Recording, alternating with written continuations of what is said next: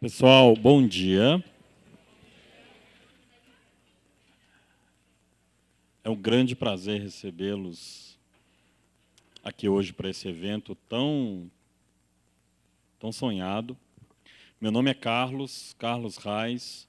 Eu sou o coordenador geral do Museu do Holocausto de Curitiba.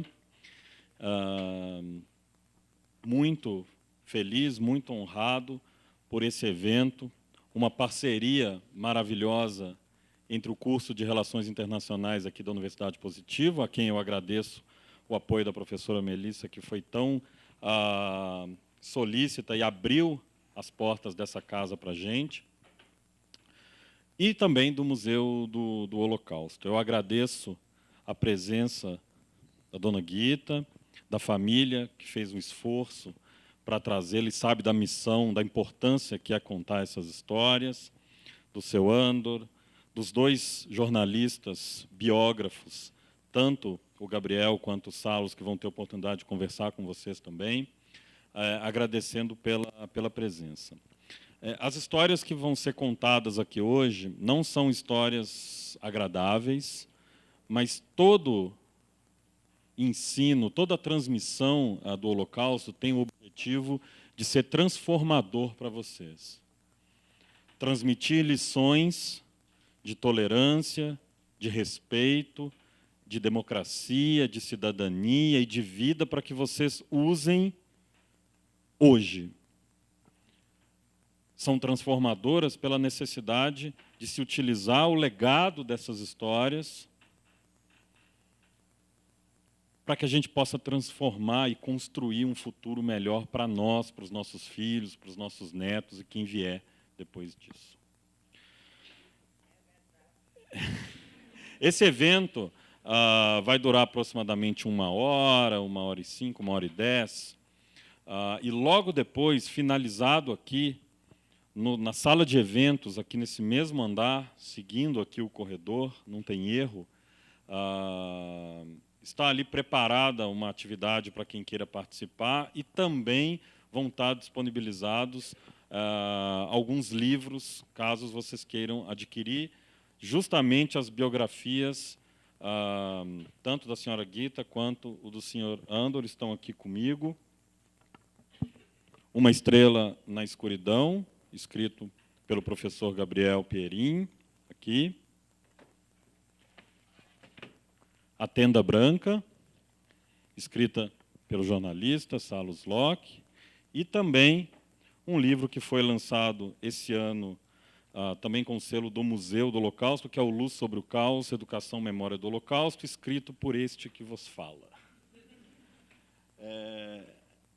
Fotos, querem conversar com eles, querem tirar fotos e tudo mais, a gente solicita que, ao final do evento, imediatamente, aquelas pessoas que queiram, que possam, que estão dentro do horário, se locomovam para a sala de eventos e que tudo possa ser feito lá. Tá? Também é confortável, também tem ar-condicionado, tem mais espaço, é mais amplo. Então, a gente pede a colaboração que, assim que termine, a gente possa se locomover. Tá? Então, eu vou passar a palavra para eles, eu agradeço. Vocês podem procurar o Museu do Holocausto de Curitiba o momento que vocês quiserem. A gente está aqui com a Rafaela, que está ali no cantinho, que é a nossa coordenadora do departamento acadêmico. O museu tem um departamento acadêmico que tem o objetivo de, dentre outras coisas, fomentar trabalhos científicos, a questão dos artigos. Vocês procurem a gente, vai ser um grande prazer. Tá? Eu passo a palavra para os protagonistas hoje dessa manhã e espero que vocês tenham uma manhã, o resto de manhã, bastante proveitoso. Eu tenho certeza que grandes lições, grandes legados vão sair daqui. Muito obrigado e nos falamos por aí. Bom dia a todos. Agradecer, em primeiro lugar, ao Carlos. A gente já vinha formatando, sonhando com esse encontro. Deveria ter acontecido no ano passado, por uma série de desencontros e ajustes de agenda, acabou não acontecendo, mas tudo tem a hora certa. E o fato de a gente estar fazendo aqui hoje acabou aproximando também outras pessoas. E hoje é um privilégio, eu não tenho nem como falar, né, uma família que viajou 6 horas para poder estar aqui hoje presente. Minha querida Sandra virou minha amiga no Facebook, também veio aqui hoje prestigiar. Pessoas que a gente acaba conhecendo no dia do evento. Professor agora, né? Cadê o professor? Está ali atrás. Era para ele estar dando aula, mas já foi dispensado, já dispensou alunos para estar aqui. Conheceu a história do Andor lá no programa do Bial. Agradecer ao meu amigo Andor, que é eu sou o companheiro dele nessa jornada, né? Para mim é um privilégio. Eu tenho minha vida transformada por causa dele. Gueta, aqui também, uma série de coincidências. Estavam conversando em húngaro agora aqui, eu entendendo tudo.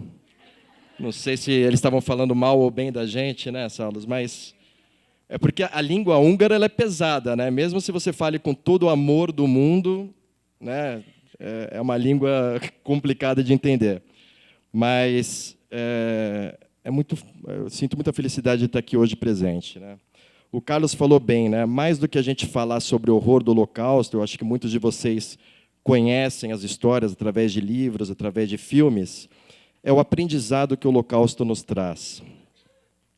É a gente perceber que, embora a gente se surpreenda com o grande horror que foram os campos de concentração, que foi a ação de Hitler, né, e do partido, que a gente entenda que a gente vive o nosso holocausto diariamente. Nenhuma grande tragédia nasce com essa dimensão, ela nasce pequena. São as pequenas tragédias diárias. Então, não adianta a gente se sensibilizar com tudo que aconteceu na vida deles, se a gente sair daqui hoje, pegar o nosso carro e, na primeira esquina, quando a gente se deparar com algum motorista, ou quando a gente estiver no atraso, a gente xingar, a gente brigar, a gente não valorizar as pequenas coisas. Então, quando eu falo que eu tenho a vida transformada, é porque o Andor hoje ele me faz perceber que os milagres acontecem diariamente na nossa vida. Quando a gente acorda de manhã, toma um banho, veste uma roupa limpa, são prazeres que muitas vezes fazem parte do nosso dia a dia, a gente não se dá conta. A gente fica sempre esperando aquela grande conquista.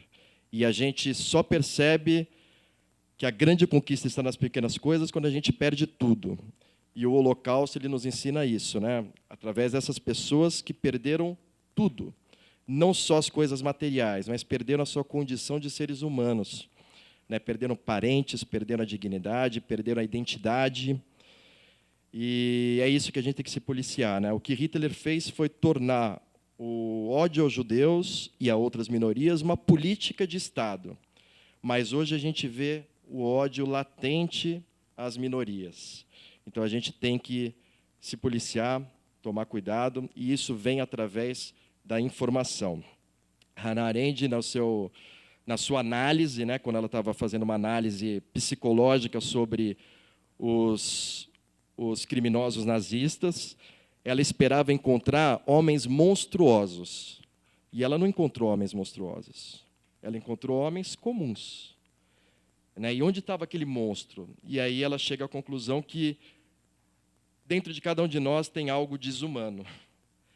E a gente tem que controlar esse algo desumano que habita a cada um de nós, para que ele não se revele, né? Para que a gente possa. E só a educação, só a informação.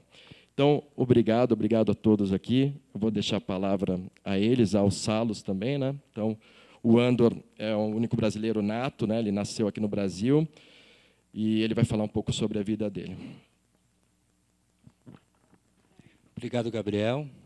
Bom dia, senhor Andor. Bom dia, Guita. Bom dia, Carlos, a senhora organizadora do evento aqui pela instituição. Aliás, é uma satisfação estar aqui e um detalhe importante. Eu percebo que pelo menos 70% da plateia é constituída por mulheres. Isso é interessante a gente presenciar, porque vocês, de fato, têm uma sensibilidade que deve ser levada adiante, como vocês vão ver pelo testemunho da própria Guita. Pois é, onde estão os homens, né? Mas é bom que as mulheres levem este assunto e essa problemática adiante, porque a sensibilidade de vocês é bastante latente. E como falou o Gabriel, de fato, a partir do momento que eu conheci a Guita em 2015, de alguma forma eu também fiquei tocado pela história dela, e porque ele representa. Eles são 2. Outros tantos, 6 milhões, não escaparam do Holocausto. Pouquíssimos estão vivos, escaparam e estão vivos até hoje. E a força de vontade da Gita, a força de vontade do seu Andor, é o que nos sensibiliza e faz com que a gente cada vez mais tenha que discutir, sim, a tolerância, o amor, o respeito. Não porque eu penso diferente de ti, não porque você é branco, negro, gay, judeu, enfim, nós somos iguais e a gente tem que se respeitar. É isso aí. Pode falar. Que eu ia falar? E a Gita é muito bem-humorada, pessoal. Então, assim, fiquem bem à vontade depois de dialogar com ela, porque ela é isso aqui. Ela é uma pessoa incrível, que vai conquistar todos vocês com certeza. Ela passou por Auschwitz, ela passou por outros campos. O Mengele fez experimentos com ela, eu acredito que ela vai falar um pouco disso depois. E a mensagem é justamente essa que o Gabriel... E ela é muito gentil também. Enfim, mas eu agradeço mais uma vez a oportunidade, não vou me estender, vocês estão aqui para ouvi-los. Eu passo a palavra para o Andro ou para a Gita? Como é que a gente faz, Gabriel? Tá, então, pela ordem, eu acho que vem no Andro, depois vem com a Gita, pode ser? Ou primeiro as damas, senhor Andor? Ladies first. Então, agradecemos a sensibilidade do seu Andor. Gita, a bola está contigo. Obrigado a todos. Espero que o pessoal, vocês aqui aproveitem e a gente também possa aprender um pouco. Ele quer que eu falo. Agora vou apresentar-me. Gita Gabriela Schwartz. Nasci em Romania, que é uma parte da Europa. Falei mal? Quando a senhora nasceu? Como foi a tua infância? Eu tenho muita vergonha de estar aqui, não estou acostumbrada a falar com tanta gente e me desculpem que não sei bem falar português. Aprendo vários idiomas, mas todo pouco, porque sempre vou a morar em outro país. Mas agora estou vivendo aqui e quero dizer que estou muito feliz por a terra que é esta terra e por a gente que tem esta terra. Graças a Deus que me puso a esta terra. Agora aplauso. Fala um pouco da tua infância. Não era para mim. Não era para mim, era para a terra. A terra de vocês, que agora é minha também. Agora que eu ia falar. Rapidamente da tua infância. Bueno, não sei se querem saber da minha infância. Querem saber? Sim. Eles querem.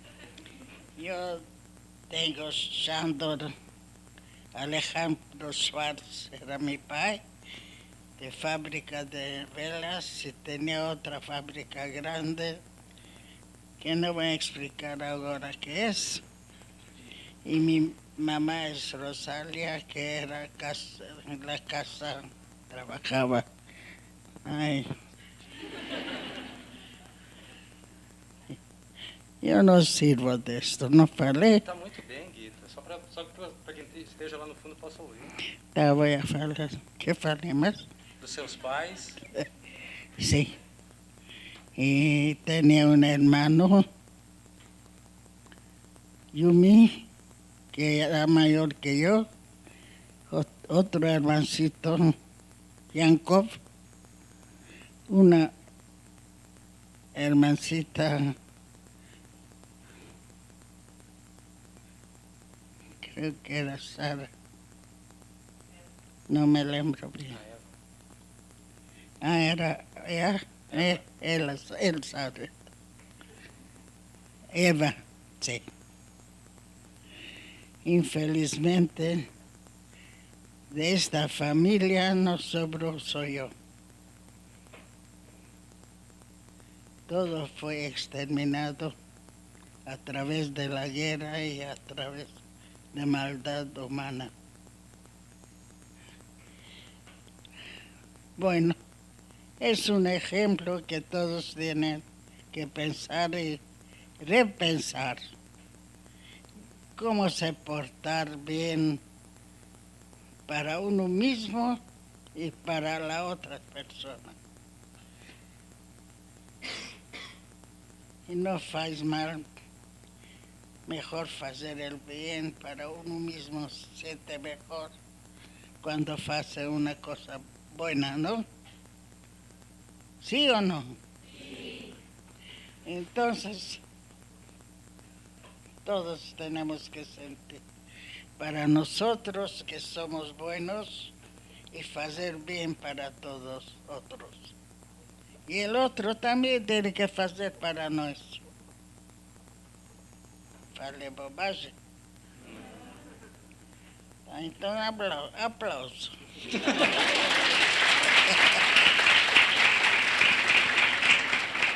O que te deu Yeah. força para seguir? Fala. O que te deu forças para seguir a caminhada?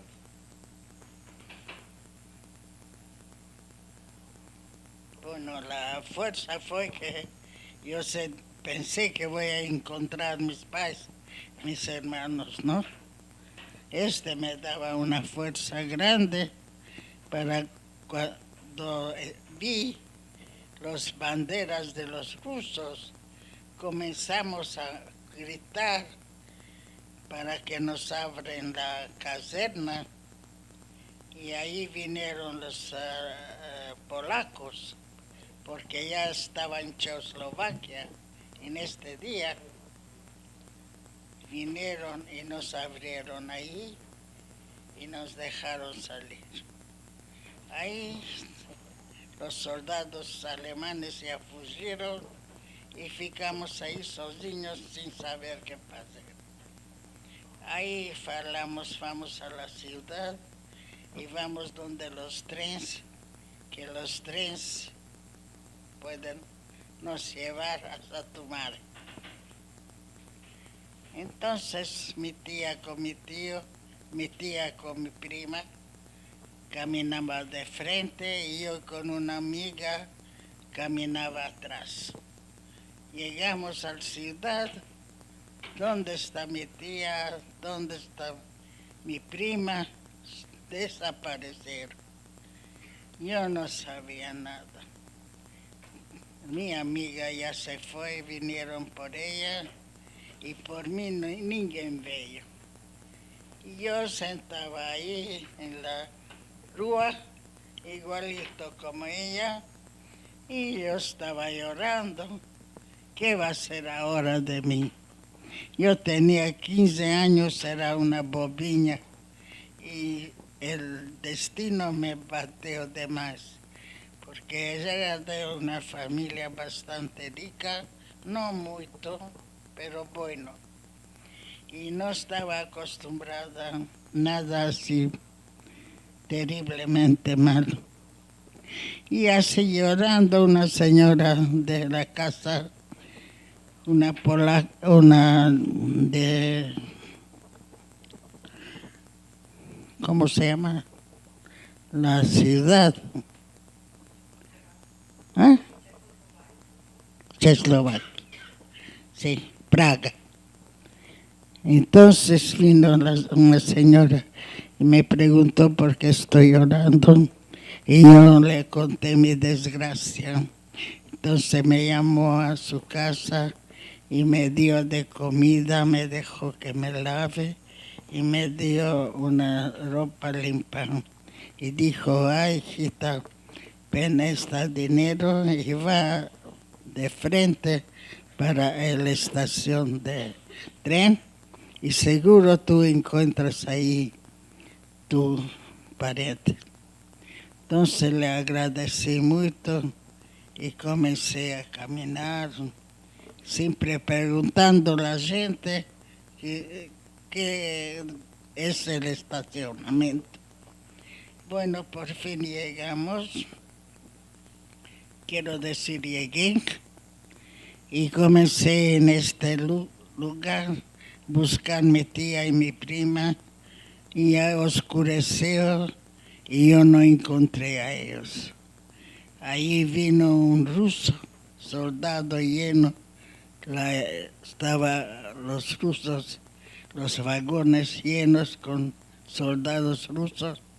Y vino un ruso y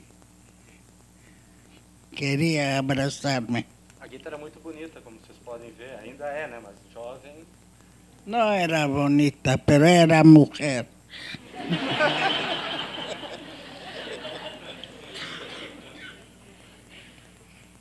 Entonces, eu lhe pedi, eu sei fazer este russo, que é um pão, leva.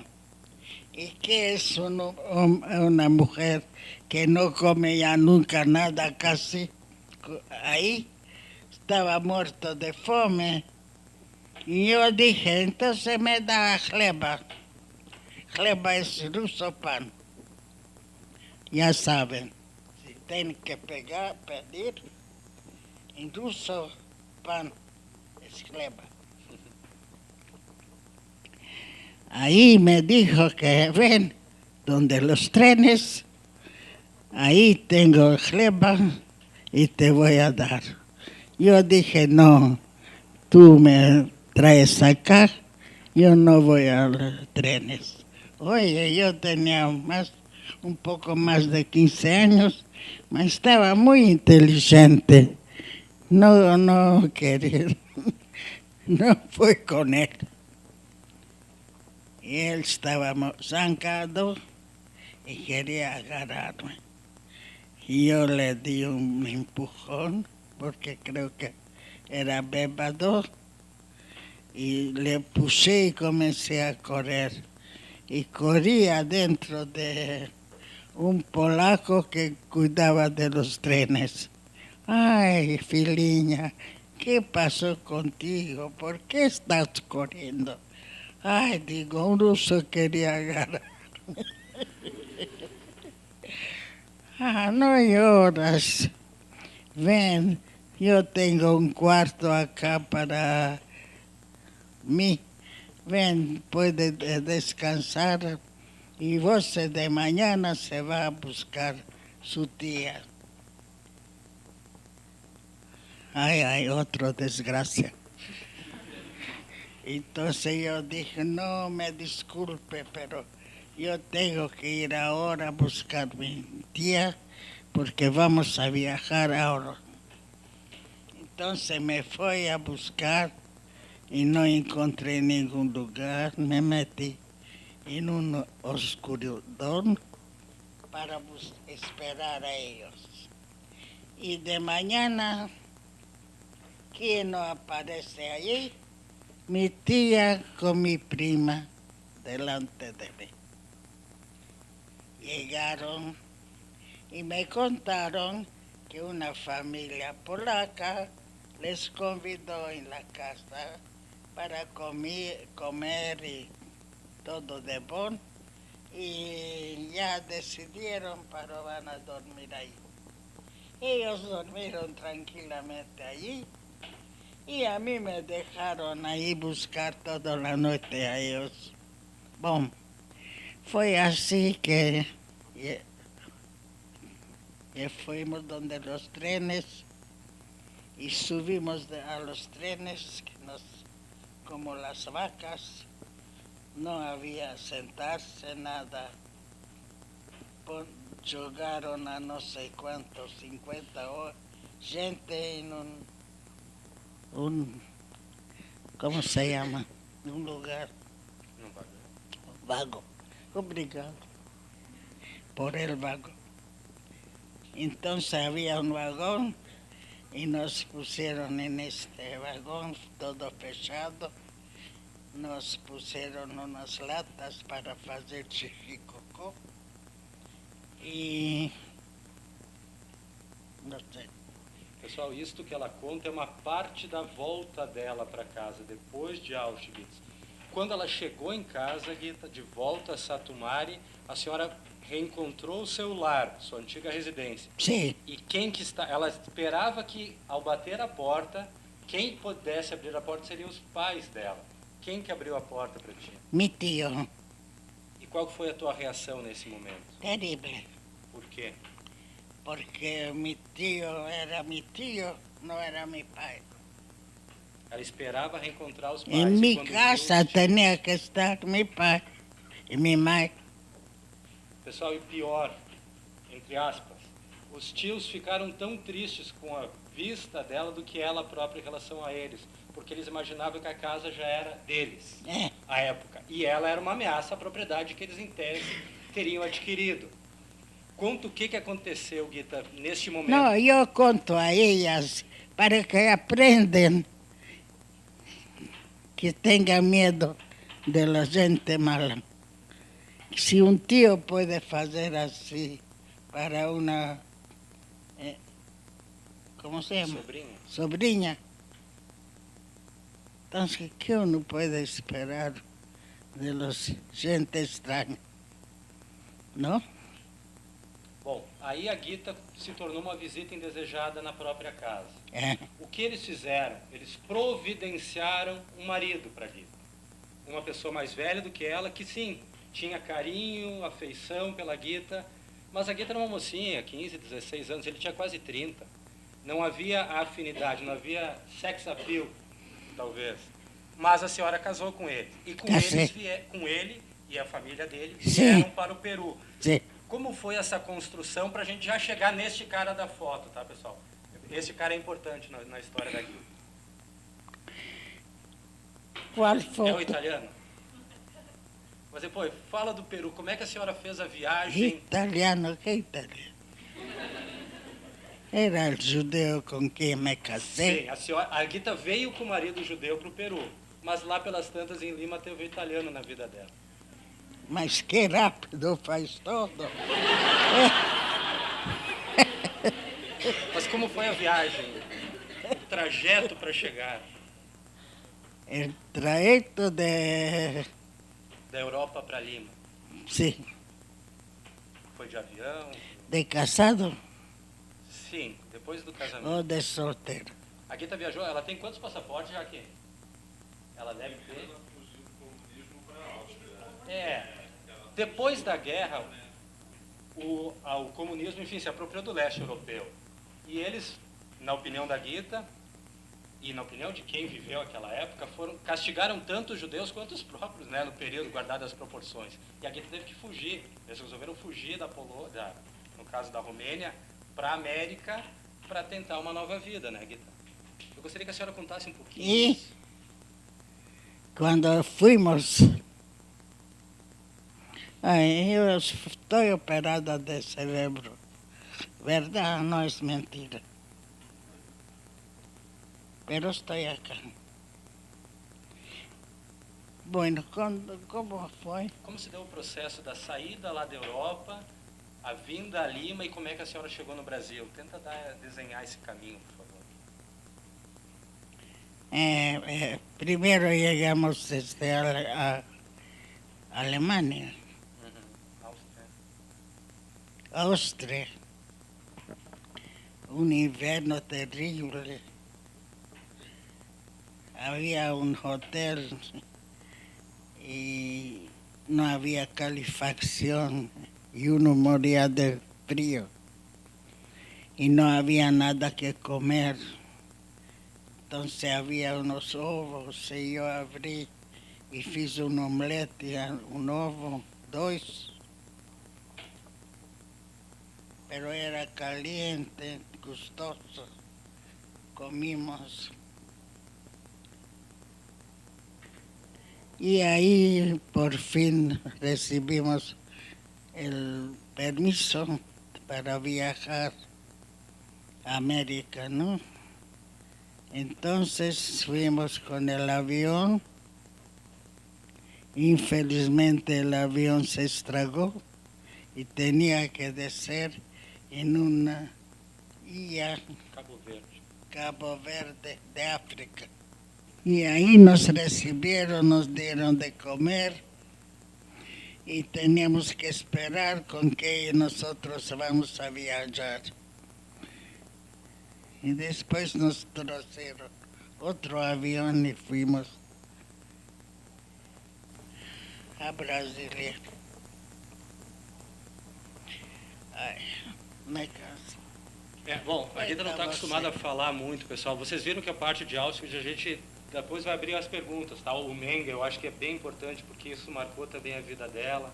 Enfim, só para resumir e para não deixar inconclusa a história do rapaz que eu apontei ali na foto.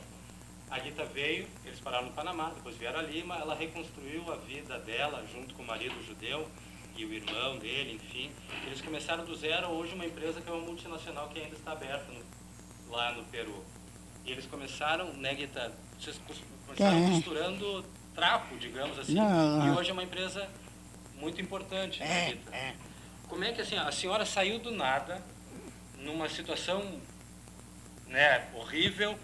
Como é que tu tivesse força para começar um negócio com essa pujança? O que El fome, o chance de fome. Bom, e aí a Guita foi e Se construiu. uno não trabalha, não come. Não? Sim. E durante um Só longo... se uno tem paz. Só assim, ó. Por que aquele rapaz é importante e por que eu gostaria rapidamente de fazer uma breve leitura da história. Aqui está a neta da Guita, a Gabi. Como é que chegou a história na Guita? E por que a história dela é importante? Em 2015 eu havia feito uma entrevista com uma sobrevivente do Holocausto que mora em Cracóvia, na Polônia.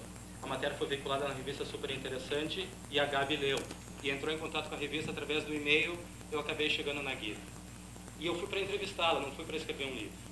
E a história da Guita é incrível, e no momento desse rapaz que eu apontei agora há pouco, eu decidi que além de uma entrevista, aquilo merecia um livro. Por quê? Porque aquele senhor italiano... A Guita, durante um longo período, continuou com o marido em Lima, constituíram essa empresa e fizeram sucesso. A Guita tinha conexões com os Estados Unidos, ela vendia para boa parte do Peru, só que lá pelas tantas ela não tinha amor, como nós falamos pelo Paul. E aí entrou o italiano na história, por quem ela se apaixonou. E ela não gosta que a gente fala disso. Mas ela se apaixonou e, com ele, ela decidiu vir ao Brasil. E foi neste momento da história que eu decidi que a vida dela era mais que 2, 3 páginas de uma entrevista.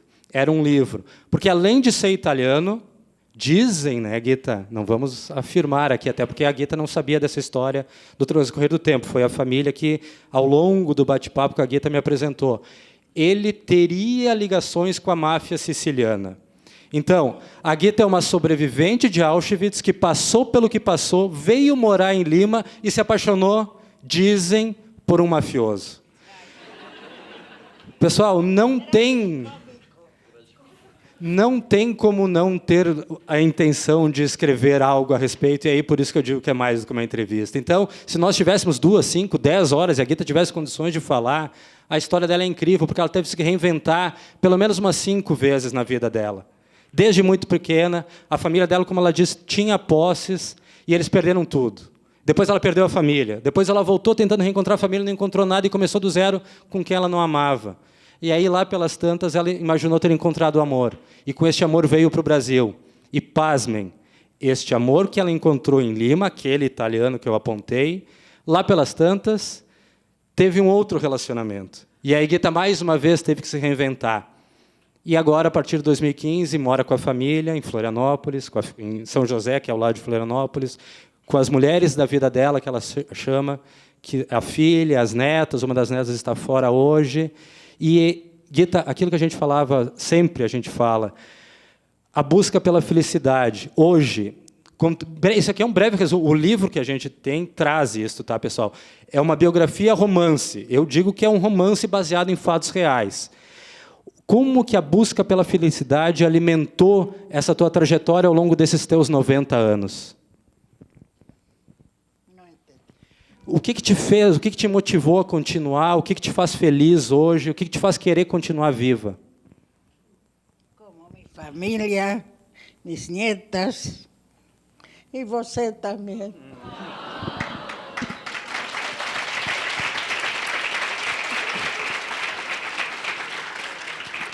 Pessoal, ela é incrível.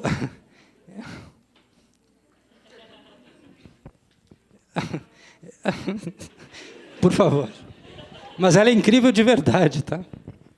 Eu encerro a minha parte. Tu queres dar um testemunho, um tchau para eles? Tu queres dar um tchau até depois? E depois eles vão te perguntar, porque ficou muita coisa aberta, tá?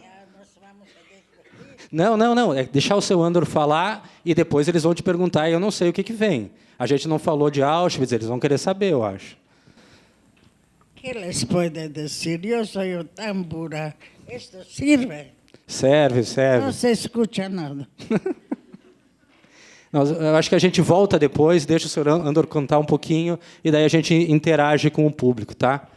Yo una cosa puedo decir, que aproveitan las vidas, estudian bastante y sean felices. No vayan a hacer nada errado, porque después tienen que pagar. ¿Tá?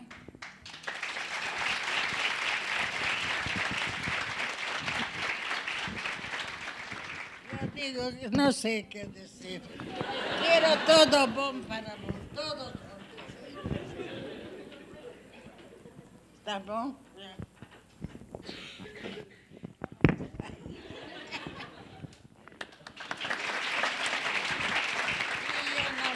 Bom dia.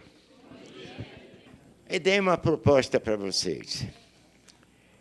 Falar de Holocausto, o campo de concentração, os horrores.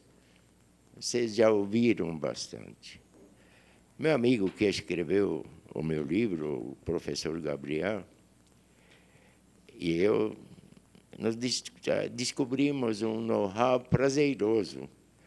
Aí eu vou dar uma rápida descrição de quem eu sou e depois a gente abre uma discussão, porque com certeza vocês têm curiosidade de determinado assunto, de determinada coisa, do jeito que vocês sabem, e eu prometo responder para vocês se eu puder. Talvez vou até mentir, porque a mente da gente mente para a gente. Eu me lembro acontecimentos que, quando eu me lembrei de uma forma e fui conferir com meu próprio amigo, que nós passamos aquele pedaço junto, e ele via do fulano saindo e eu vi o camarada chegando. Então, erro existe. Concordam? Bem, bom, eu tenho que diferenciar. Eu não vim depois da guerra. Eu fui antes da guerra. Eu cheguei numa época, renascimento, aliás, o nascimento da Alemanha Nova. Eu cheguei na Hungria, onde eu cresci e morava, acho que 33 ou 34. Minha juventude foi passada lá que eu me alfabetizei, frequentei a escola, fui para o ginásio, vivi até me deportarem. Peguei aquela época do ressurgimento daquele super antissemitismo. O país, a Hungria, essa senhora também é de lá do mesmo lugar, até a gente já bateu um bom papinho em húngaro. O país que, querendo imitar os alemães, também era um país antissemita. Outro dia eu estava fazendo uma palestra, eu falei uma besteira aqui, e eu recebia, sofria bullying diário, isso era normal. Isso fazia parte do menino, da sua vida escolar. Mas eu nunca pensei em comprar nem uma metralhadora para matar os meus colegas do colégio, né? Bullying era uma coisa que fazia parte da minha vida. Então, vivi lá. De lá, eu, mais cedo que os outros, tive que ir preso. Eu fui não deportado, fui internado, porque os meus pais, quando nós chegamos na Hungria, me registraram como brasileiro, porque, pelas leis da Hungria, o filho de húngaro é húngaro, a não ser que ele nasça fora e os pais avisam que não, ele não é húngaro, ele era brasileiro. Aliás, pelos registros da HAL, eu fui o único brasileiro que apareceu lá no campo de concentração. Eles têm um registro bem preciso. Vocês topam? Nós temos, fica interessante, garanto. paramos quando vocês mandaram a gente parar. Ok, Gabriel? Combinado. Combinado? Então vai. Você manda, eu obedeço.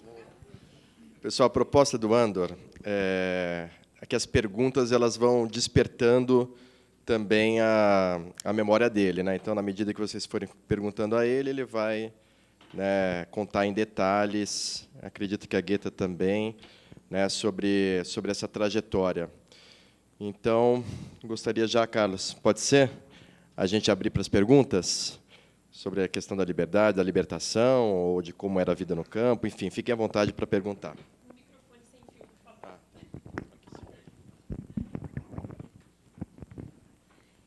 Vamos lá. É melhor ser o primeiro, que depois não dá tempo de... Eu queria fazer uma pergunta, bom dia, e saber como foi que vocês chegaram até o campo, né? E principalmente porque nós sabemos que muitas vezes a própria comunidade, também são duas perguntas, na verdade, uma só. A primeira é saber como é que era o ambiente antes de serem deportados, porque em muitas comunidades nem se acreditava que ia chegar onde chegou. Na verdade, a viagem ninguém sabia o destino.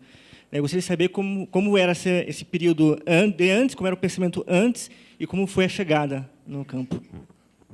Eu posso lhe informar que não parecia com nenhuma viagem no Orient Express. Era um vagão de gado, mais ou menos 80 e tantas pessoas.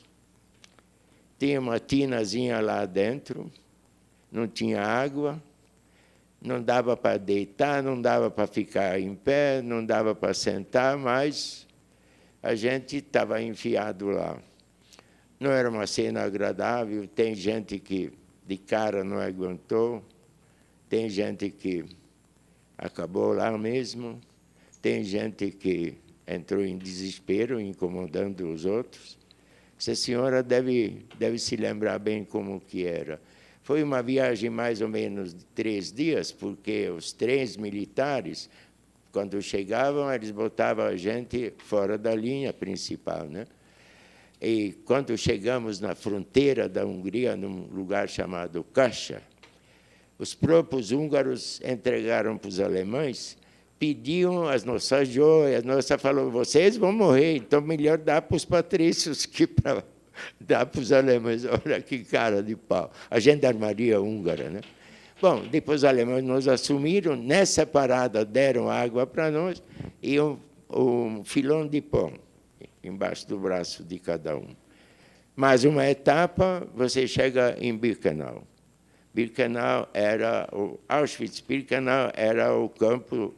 Você sabe que os alemães são muito bem organizados, para campo de extermínio, campo de trabalho, campo de castigo, campo de transferência. Enfim, nós chegamos em Auschwitz, onde houve a primeira seleção. Como nós chegamos lá, atônitos. Você não sabe o que está acontecendo com você. O que nós estávamos esperando? Não estávamos esperando nada, a gente assustava. Você imagina, você vê um monte de mesa, o Mengele, por acaso, me selecionou, era um garotão forte. Hoje estou menor que quando eu tinha de 14 para 15 anos. E servi para trabalhar. Tanto é que eu não fui direto. Eles até me selecionaram, me lavaram, me botaram roupa de prisioneiro, marcaram meu braço, mas você não sabe o que está acontecendo com você. Você se perde. Você tem... sim, um detalhe. Quando a gente estava andando, eu com um filão de pão embaixo do meu braço, entre os campos lá, tinha gente que pedia o pão. Automaticamente eu joguei lá para dentro. Que nem cachorro. Todo mundo caiu em cima daquele pão, um empurrando o outro. Daquele momento adiante, eu fiquei com fome, que só acabou dia 1º de maio de 45, quando foi libertado.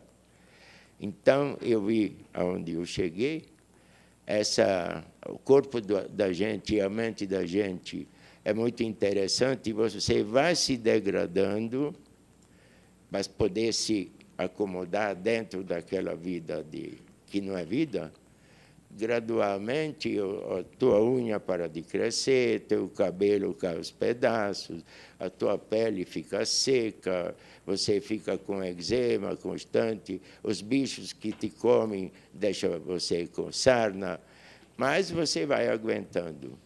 A mente você tem que ajustar para você aguentar aquela coisa.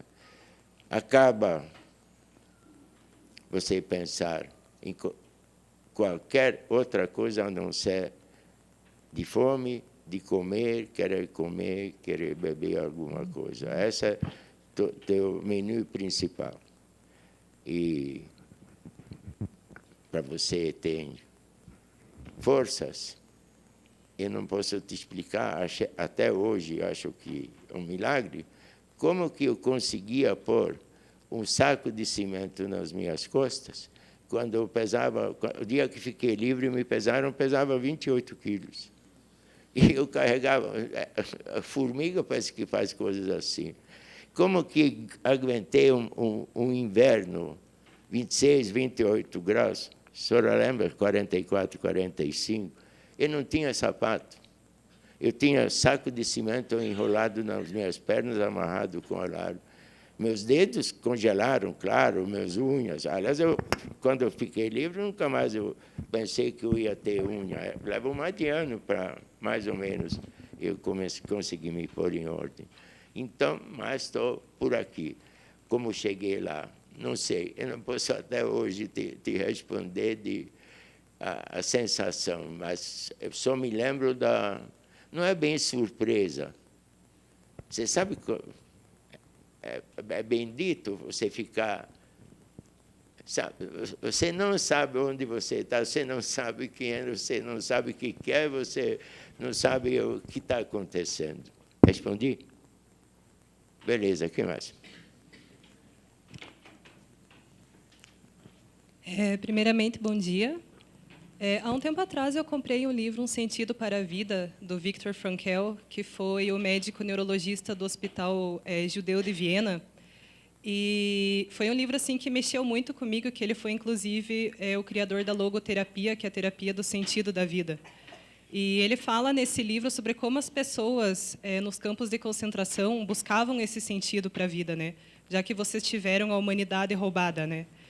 E agora que eu estou tendo a oportunidade de conversar com duas pessoas que realmente viveram toda aquela situação, a minha pergunta é como que vocês encontravam esse sentido para a vida dentro dos campos de concentração? Ela leu recentemente aquele livro do Viktor Frankl sobre o sentido da vida, né? Ele fala sobre isso. Ela queria saber como é que vocês, no campo de concentração, encontravam sentido para continuar vivendo.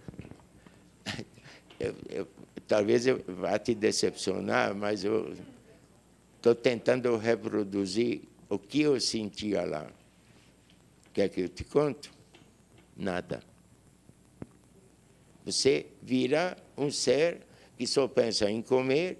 Quando a família vem nos seus pensamentos, parece que estão te enfiando uma chave de fenda e estão querendo te machucar. Aí você expulsa, você só pensa em comer, só. Eu inventei lá, naquela época, a virtualidade, que só chegou com a informática, né, as coisas virtuais. Eu montava, cada noite, quando eu deitava lá, com fome, porque quando você recebe... A fome não é fisiológico, é psicológico também, e bastante psicológico. Então, eu fechava os olhos, eu tinha um armário que tinha os pães, pão doce, pão italiano, pão de centeio, tá. Aí vinham as manteigas e os queijos, daí vinham as geleias, daí vinham os salames, tá. Eu montava sanduíche e comia virtualmente. Só pensa, o sentido não tem sentido, você simplesmente... Eu me imagino mais ou menos que nem aquele cachorrinho que perde o dono, cai na rua lá, vira lata e tenta sobreviver. Por aí. Relações normais, relações que você possa dizer humanas, Eu não quero entrar em detalhes, mas nem entre pais e filhos, se você quiser saber.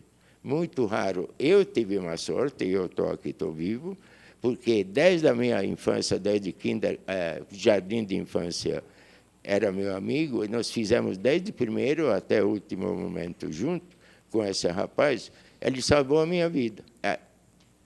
Eu salvei a vida dele, porque ainda nós mantivemos uma receita, uma tentativa de sermos humanos. Se achava o que a gente comia, você não imagina. Saco de cimento, barbante de saco de cimento, lixo, caça de árvore. E se encontrava um pedaço, cortava na metade e guardava para ele. Ele idem.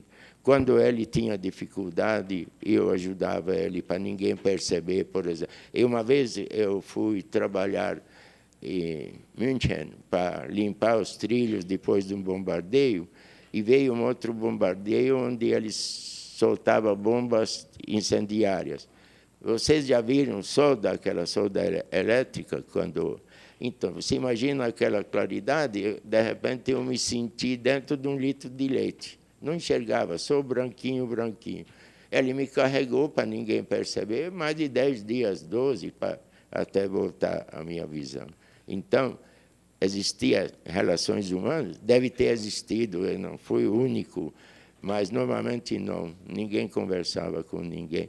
Eu não sei, a senhora onde foi parar tinha outras condições, mas eu posso rapidamente dizer. E cheguei em Auschwitz-Monowitz, me levaram de lá para Varsóvia para limpar tijolos, porque naquela época a Alemanha já estava bombardeada. Alguém viu o pianista? Vocês lembram daquele pedaço onde tem as ruínas? Exatamente naquelas ruínas, nós pegávamos os tijolos, limpávamos, de noite vinha um trem, botava uns quids assim, 214 montinhos de cada tipo de tijolo, e o trem levava embora para consertar as casas bombardeadas na Alemanha, até os russos chegarem perto. De lá levaram a gente para Dachau. Dachau era um campo de concentração múltiplo.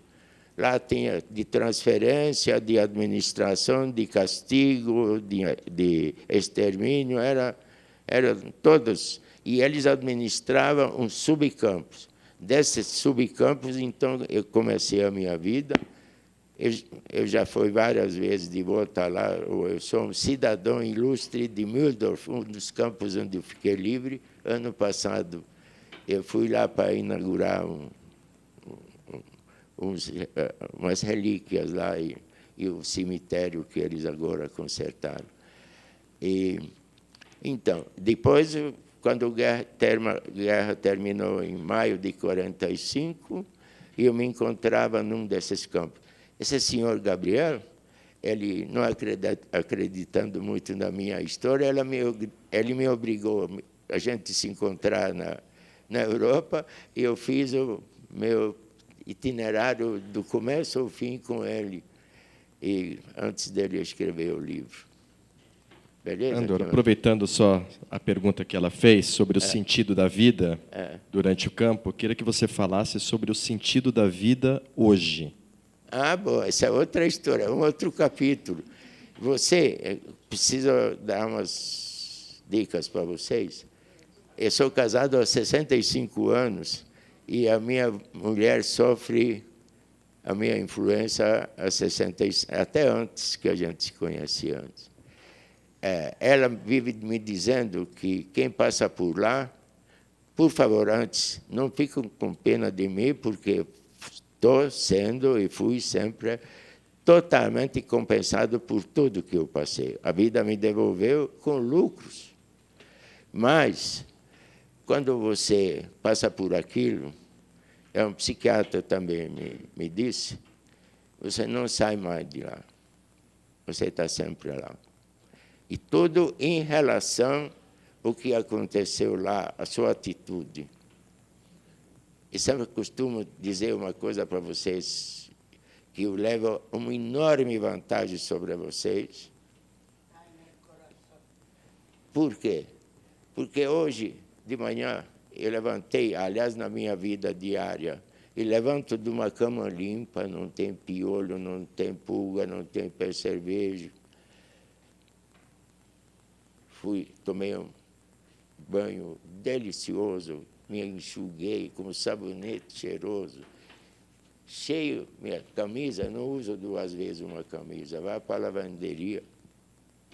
Embaixo eu tenho a comida, pão, queijo, tudo o que precisa, tomei meus remédios. E que o mais importante, que saí de lá, um carro na porta, e fui pelo caminho que eu quis, ninguém me bateu, não enfiou baioneta no meu pescoço para entrar na fila de voto. Cheguei lá do meu trabalho, ouvindo uma boa música. Eu sou um homem livre.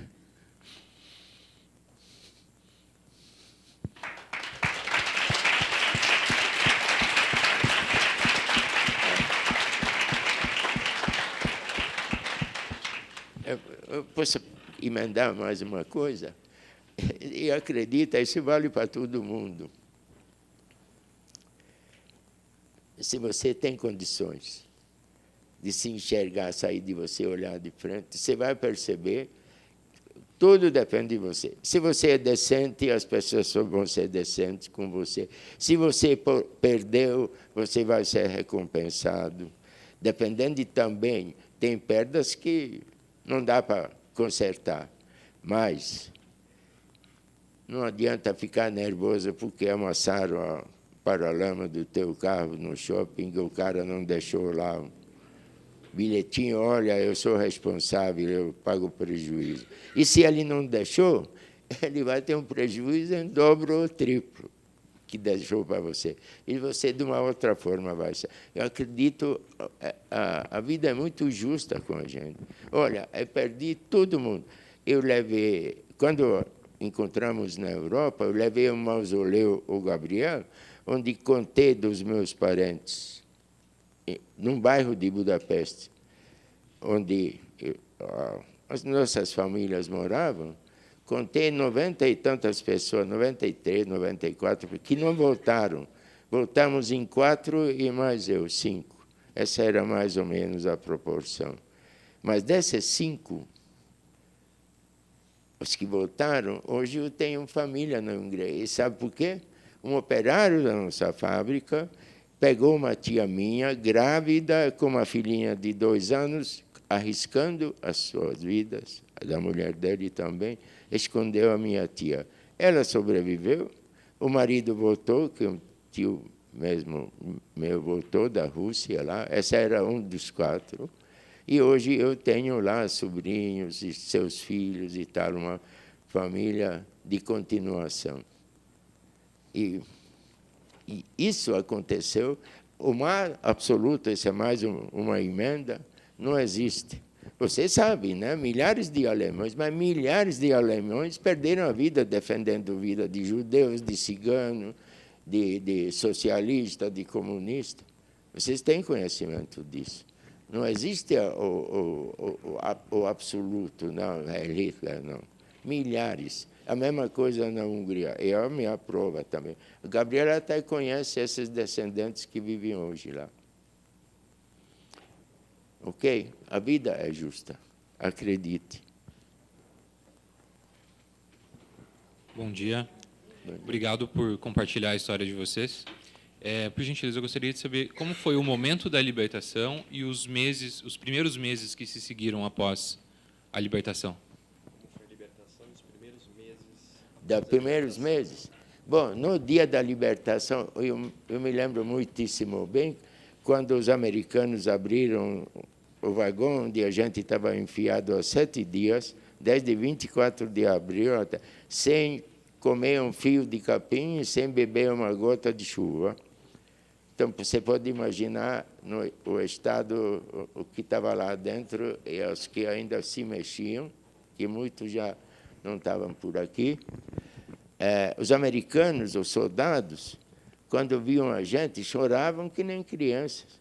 Começaram a arrancar da blusa, dentro da blusa, banana encapada com chocolate, as conservinhas de queijo e presunto, de chocolate. O seu caso também foi assim? O seu caso, os americanos que libertaram vocês? Os americanos que libertaram vocês? Ah, era outra. Dela a história é bem diferente. Eu estava num lugarzinho melhor, eu estava justamente no sul da Alemanha.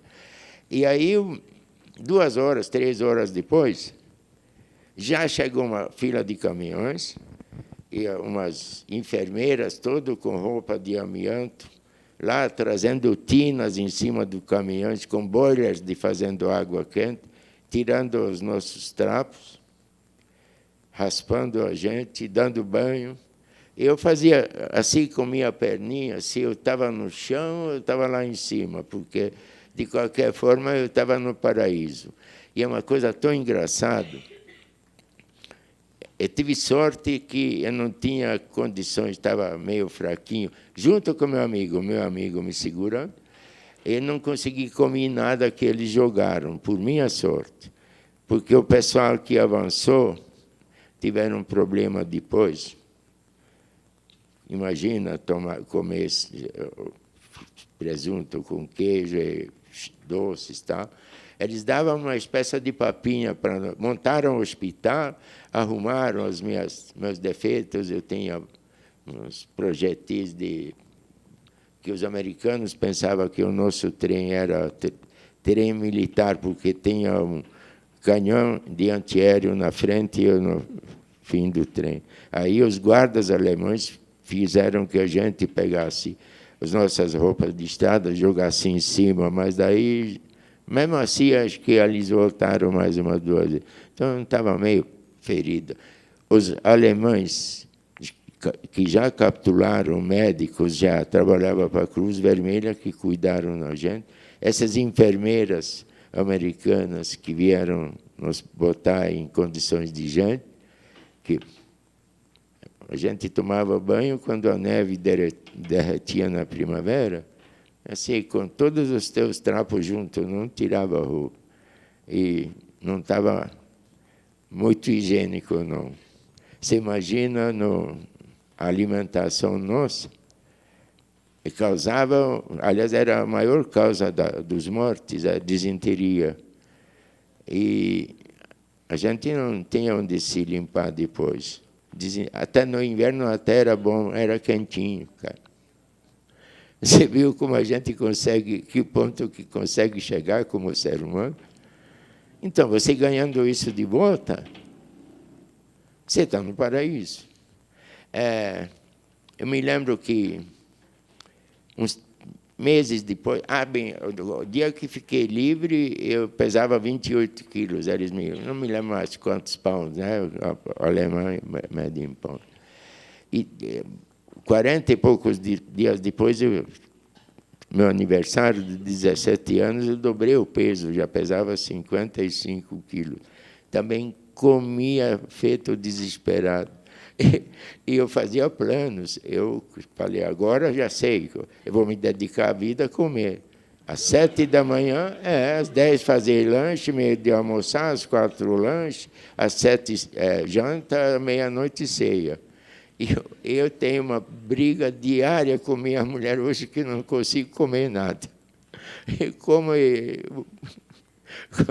quando eu trabalho ainda, quando a gente vai almoçar por peso, os meus colegas dizem, Sr. André, quando o senhor pesou o seu prato, tinha menos que o senhor está deixando aqui agora.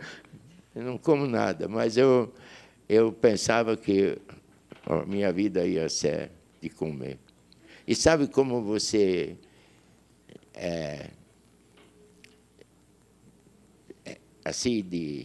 retorna para começa por trás a vida, fica tão humildezinho que justamente quando eu já sabia que eu estava livre, já sabia que eu tinha amanhã, um dia eu sentando na beira de um lago comecei a fantasiar. O que ia acontecer? Onde ia estar daqui a 5, 10, 20 anos. Eu sempre tive saudade do desconhecido. Eu saí daqui, não, me levaram muito cedo. Os meus pais contaram maravilhas sobre o Brasil. Você imagina um Brasil? Minha mãe me contava que se ela subia num bonde, no ônibus, morava em São Paulo, e demorasse pegar o trocadinho para pagar o cobrador, um cavalheiro levantava, oferecia o lugar e pagava a passagem. E não pedia o telefone, não. Fazia por gentileza, sabe? Esse Brasil que a minha mãe me contou. A beleza, a natureza, a comida, a banana. Você sabe, o Brasil, para mim, era um sonho. Talvez até numa certa ocasião, talvez me fez pensar para não correr. Me senti muito injustiçado, eu queria acabar com a coisa. Correr para arame, né? Você sabe, o arame resolvia o problema na hora. Só apanhar, né? E aí, nessa ocasião, quando eu estava lá no lago, imaginava as minhas máximas para a minha vida, o que eu desejava da vida. Aí, a minha primeira preocupação era um sapato. Se eu tivesse um sapato que não entre água, não machuque meu pé, ainda por luxo ter uma meia dentro, uma roupa desinfetada, sem bicho, sem zoológico, sem nada. Um paletó com bolso desse tamanho, que suporte, sabe aquele pão de peito? Uma fatia de pão desse tamanho, e eu dominar a minha fome, dizer, eu vou comer esse pão amanhã às 15h35. E eu vou aguentar, porque eu falei 15h35, não vou devorar antes. Podendo ir para frente, para trás, de lado, sem apanhar, sem me bater, eu sou o homem mais feliz do mundo, mais realizado do mundo. Começa daí. Daí, quando você volta e você fica livre, começa a vida, vem para o Brasil, a concorrência, o progresso, esquece tudo isso. Cai de cada frescura, pelo menos nessa época, o Brasil hoje é muito mais fácil de viver, né? Naquela época, para você ser alguém, tinha que usar camisa, voar suíço, o terno, casimira inglesa, o sapato é cromo alemão, relógio cheio de... Perdão, não vou falar, eu quase falei que frescura. E como isso não é nada disso. Tá bom? Pessoal, quem quiser fazer pergunta também para a dona Gueta, para o Salos, para mim, sobre o livro, fiquem à vontade para conduzir. Bom dia a todos e todas. E minha pergunta, não quero falar sobre a tragédia, mas eu quero falar sobre um pouco a diplomacia, como que o jornalista estava dizendo que a Gueta tem vários passaportes. Eu gostaria de saber como que vocês procederam para conquistar tantos passaportes para viajar de país em países até vocês chegarem na América.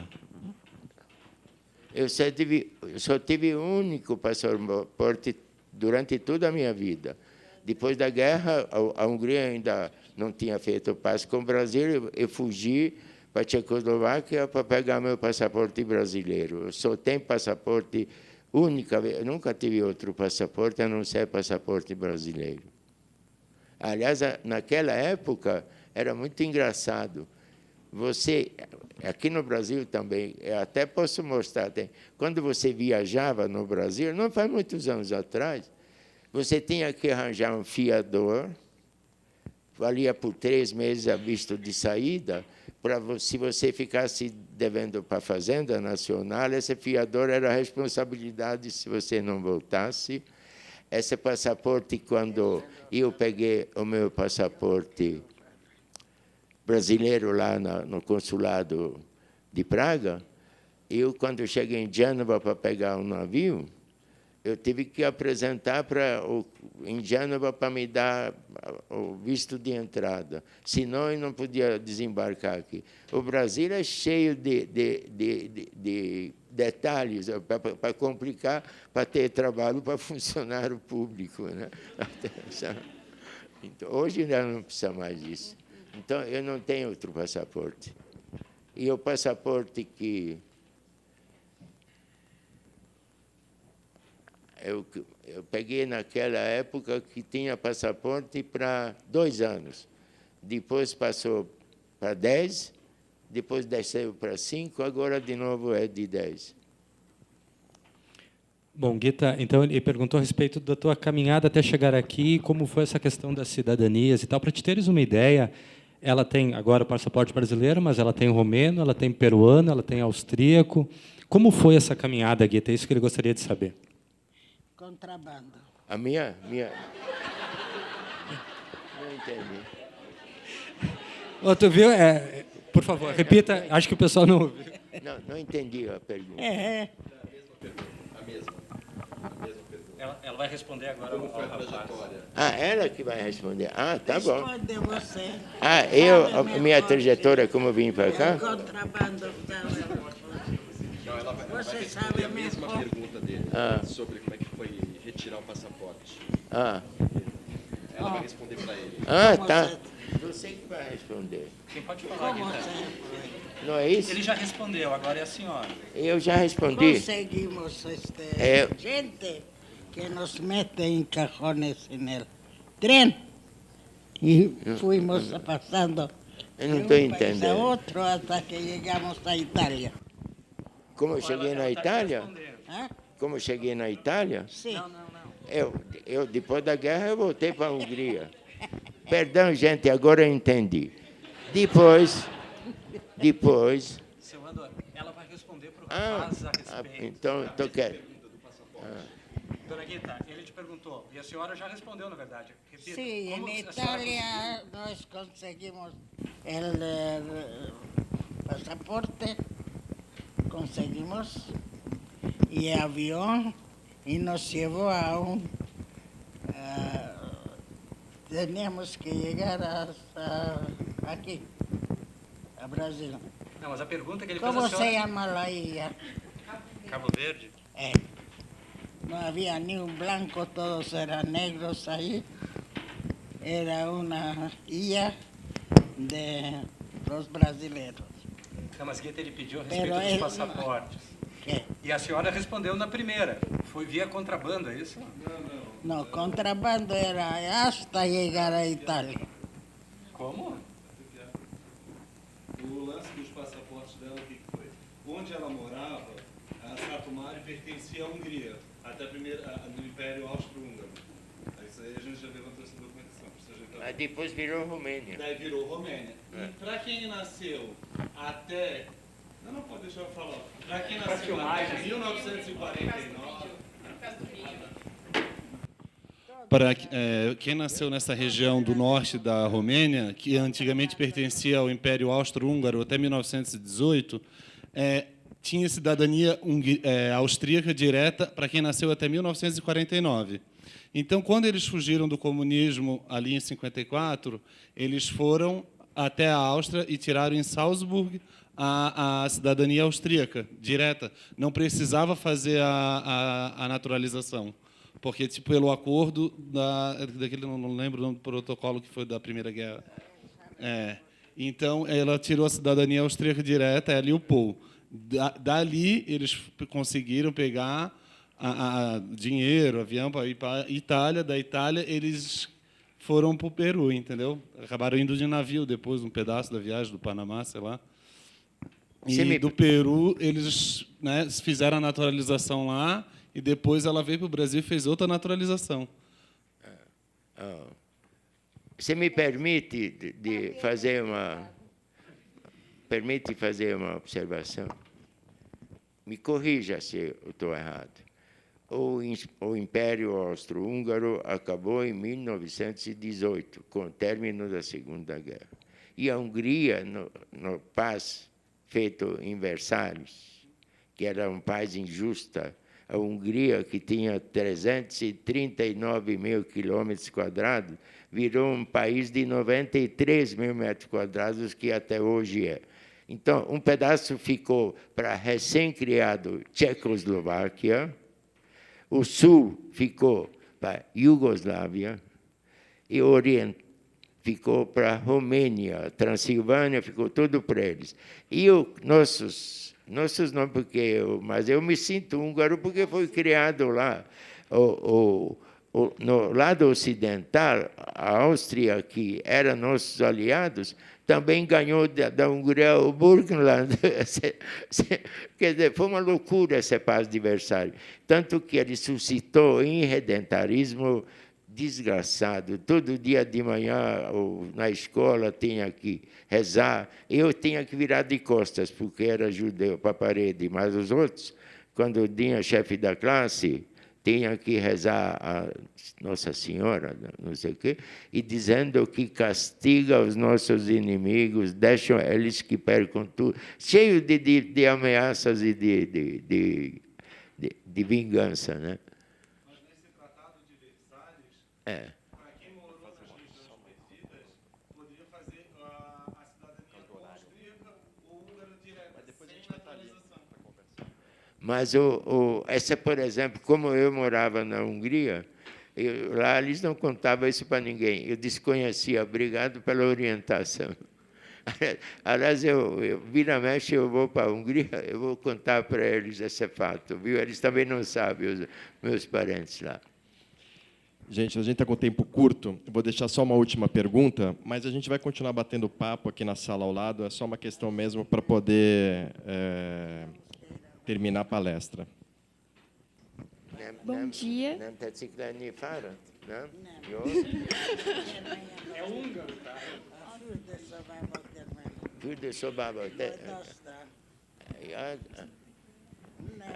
Nem sürgős, nem? Kijelenteni, hogy kimegyek. Maga is fogja kijelenteni, hogy megyek a fürdőszobába. Tessék? Maga fogja kijelenteni, hogy... Nem, dehogy jelentem ki. Azt teszed hinni, hogy én diszkrét vagyok. Tenía miedo que me vas a fazer una... Não, mas tem que... Pedi que não fale. Eu acredito... Ele prometeu que não vai falar. Bom dia. Eu? É para você, para o senhor. Tem uma pergunta para o senhor Andor. Eu reparei ali nas imagens que o senhor retornou a Auschwitz. E eu queria perguntar qual que foi a sensação do senhor em retornar ao lugar que o senhor sofreu tanto, passou por tantas dificuldades. Queria saber qual que foi a sensação do senhor lá. Eu sou bem surdinho, com o aparelho e tudo. Ela quer saber como foi a sensação de retornar para Auschwitz. Olha, eu retornei várias vezes. Houve uma época da minha vida, eu levei 3 anos ainda na Europa antes de voltar para o Brasil. Eu tive o privilégio, a grande sorte, que realizei logo a minha vida. Logo. E eu tinha condições. E a primeira coisa que eu fiz, já era casado, tenho uma filhinha, levar essa minha filhinha de volta para a Hungria para mostrar para minha tia que eu virei uma pessoa decente, que ela não acreditava muito em mim, porque ela me deu um início de vida, um início bom, quando a gente quando eu ia tornar, e uma passagem de primeira classe de navio, eu cheguei aqui quase encaixotado no porão do navio com $20 no bolso. Mas também tirei umas férias na Itália, quase 1 ano lá. Naquela época eu queria acabar com o mundo numa semana, sabe? Eu mereço, sofri tanto, sabe? Bom, e aí quando a pergunta, velhinho é bravo, você perguntou a sensação de retornar a Auschwitz. Então, a primeira ocasião, quando eu voltei para a Europa, acho que foi 61, 50, não me lembro.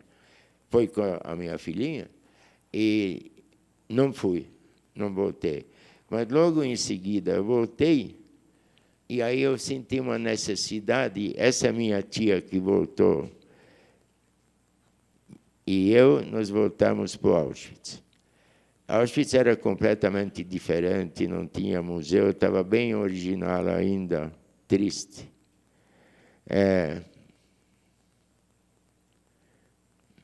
Não posso te descrever, não posso.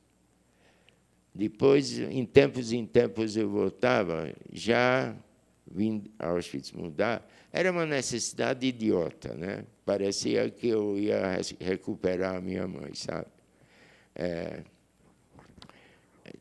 Tem um grave defeito, um gravíssimo defeito em tudo isso. Essa minha loucura de querer voltar para lá. Eu contabilizei todos, meus tios, minhas tias, meus avós, minhas priminhas, tal. Mas a minha mãe não. E talvez isso que me fazia voltar. E todas as vezes pesa, mais suportável.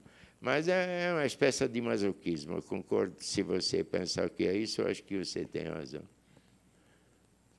Respondi?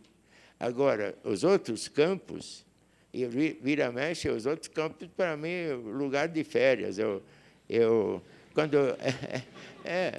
Você imagina, o governo alemão me convidou para 70 anos da minha libertação, e eu levei as minhas 2 filhas para lá. E o que achei uma grande estupidez, que um parente meu que foi junto, ficou procurando ovelhinhas, perguntava se me reconheciam. Eu tinha 16 anos, ele tinha 88, que nem eu. E reconhecer, claro que não. E um fato muito engraçado, as enfermeiras que nos lavaram e tudo, que para mim eram enormes, foram convidados também. Elas também retornaram para essa festa de libertação que os americanos lutaram lá para libertar aquele pedaço. E agora eram todos baixinhos e redondinhos assim. Era muito engraçado. Ano passado eu também fui convidado para... Essa foi para Mühldorf, sim, agora foi televisão, alemão lá. E eu agora estou ficando popstar. Estou querendo despachar a minha mulher. Quando você faz sucesso, qual a primeira atitude que o cara faz? Troca de mulher. Já ela está no sob aviso. Depois tem o próximo passo. Eu não sei se vou prosseguir. Qual o próximo passo de um popstar quando fez sucesso e trocou de mulher? Sai do armário. Mas esse está, para a minha idade, está difícil.